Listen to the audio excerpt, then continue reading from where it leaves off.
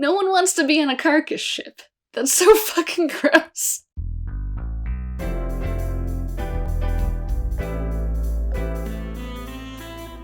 Hey guys, Becca here. Today I want to talk about the book The Bone Ships by R.J. Barker. Now this is a kind of like nautical fantasy that is both high and in some ways kind of low at the same time. Like fantastical elements are very present, but there's not as much like strict magic, I guess you'd say. And this is the first book that I've read by R.J. Barker, so I really didn't know what to expect when I was coming in. It was like, is this going to be grimdark? You know, is this going to be more character-driven or plot-driven? I have no freaking clue. I kind of went in like pseudo-blind, which I do a lot. But honestly, it was a really fun ride, and I'm happy I read it. I enjoyed this book. It's not a favorite, but I'd still put it pretty up there. And, you know, if you like fantasy, especially nautical fantasy, I think this book will be a good fit for you. So let's get into the premise. I've mentioned that this book is very nautical, and what I mean by that is there's no real, like, continent in this world. Like, the scope of the world that we're given has a bunch of these little islands, and we have these 1,000 islanders, which are the main culture that we see the world through, and they are at this somewhat perpetual war with the Gaunt Islanders, who are, you know, another group of islanders up to the north, and they fight this war with these bone ships, because from what I read, this world doesn't really have trees, so because there aren't any trees, to build boats you need a different building material. And for these people, what they had is dragons. There are these like huge Leviathan-esque dragons called Arachesians, which they are able to hunt and salvage the bones from and make boats out of. And they were so successful at that those dragons went extinct. So now that there aren't any Arachesians, they can't make any more large boats. Like, you can make smaller boats, like 1- and 2-mast ships, out of smaller types of dragons, but you can only make, like, 3- and 4-masters out of Arachesian bone. And because there are no more Arachesians, these two, like the 1,000 Islanders and the Gaunt Islanders who are at war, are fighting each other to try to claim ships, because you have this increasingly dwindling supply of bone. In the midst of that situation, we have our main character, Jordan Twiner, who is this, like, 19-year-old kid who committed a crime that is unspecified at the beginning of the novel, and has been placed in charge of this dead ship. And these are the Arachesian bone ships that are just full of crews who are criminals and have committed crimes. That means they will only serve out their sentence by dying eventually on these ships. And frankly, Jordan is not doing a very good job. He's like this 19-year-old kid who got elected captain, and he's kind of letting the crew run wild, like they don't respect his authority at all, and he's more expecting a knife in the back than anyone to actually listen to him. Literally, the first page of this book is Jordan getting shoved out of the captain's position to be usurped by a much better captain called Lucky Mies. And Mies is this kind of like legendary figure who has committed some crime and ended up as a captain on the dead ship. But she's seen that Jordan is doing like a completely shitty job, so she just decides that she's going to take over and kind of whip the crew back into shape with her actual naval experience. The real plot comes in when Joran and Lucky Mies get intelligence that an Arachesian dragon has been spotted for the first time in however many years.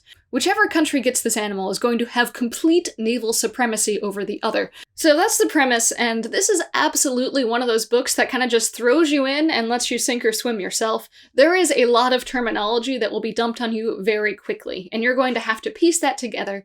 Knowing the premise will help you, but it's definitely a bit of a learning curve no matter what. Overall, it's not too hard. Like, if you're acquainted with fantasy and how it is, it won't be too difficult for you to pick this stuff up, but definitely don't expect a book that will explain everything to you. The upside of this is that this book has very good world building. The cultures here have their own religions and customs, and are very different than what you'd see in reality. The bone ships themselves are, like, also vaguely disgusting, by the way, because the bones are, like, in the process of rotting, so they're described of having this, like, distinctive rotting smell. Ew. Like, imagine if your ship smelled like carcass. No one wants to be on a carcass ship. That's so fucking gross.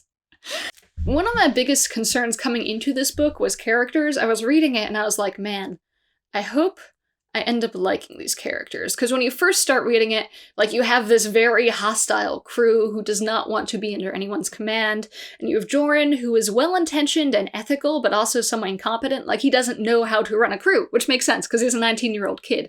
And then you have Lucky Mies, who is very, like, ship captain authoritative, you know, expects to be listened to the extent that she's, like, kind of a jerk, but it makes sense, because that's what you have to be to run a ship. But all of those combined to make me concerned that maybe this crew and these characters won't be likable. and I'm really happy to say that that wasn't the case. By the end of the book, I ended up liking them a lot. It took a bit to get there, like, I'm not gonna lie. The first 20%, pretty freaking slow, honestly, but the book picks up, the character interactions really start building, and it turns into a pretty decent character piece as well. So in that regard, I wouldn't worry about it, but just give it some time to get where it wants to be. A favorite character for me was the Galame, which is one of these bird people who have the ability to channel wind in a form of magic, and they are treated as subservient to humans and expected to serve and treated rather badly, honestly. And seeing that character develop was really enjoyable to me, because I've always liked non-human races. Jordan's development and, like, Lucky Me's mentorship of Jordan and teaching him how being a captain and being an officer on a vessel is done is really interesting. This book is kind of one of those, like, watching a legend grow narratives where Joran is watching Lucky Mies, who is a living legend and is, like, one of the best captains. But at the same time, we get the rewarding fact of seeing Joran himself grow and become a better officer, and maybe one day he will take over as the primary, like, main character. I'm not entirely certain. But that's interesting to see. The plot itself holds up pretty well, I'd say. It's one of those narrative structures where it's like, okay, we want this thing, we will get to the thing, and now there are other things in the way, so I'll have to figure out how to deal with those obstacles to get to the thing, and, you know, throw in some naval battles. It's very nautical. If you are keen on, like, pirate-type books, these guys aren't pirates, but it pretty much feels the same. So you will enjoy that, definitely. If I were to have any real complaints about this book, it would be that the first part does start out a bit slow, like you're sitting there and are these characters gonna be likable limbo, which kind of sucks, and it takes a while for the premise to be properly revealed, addressed. Also, there may have been just, like, a few too many naval battles for my tastes. Like, each of them serves their purpose, and none of them are useless, but, like, I'm also not super into naval battles, so maybe that was it. It's by no means a deal breaker, though. Like, this book is still really interesting, the culture here is really rich, and it kept my attention almost all the way through. Overall, highly recommended for people who like fantasy with in-depth cultures. The plot itself is pretty interesting, and the characters don't start out strong, but end up being pretty rewarding at the end. I'd give this book a thumbs up and a 4 out of 5. I really enjoyed it. It's not a favorite, but I am eagerly awaiting the next entry in this series. I'd love to hear what you guys think about it in the comments. Thanks! Bye!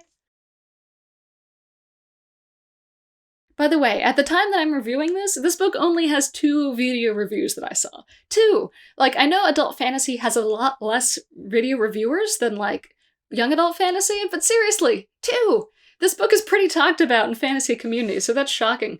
Absolutely shocking. Come on, guys. Get on this.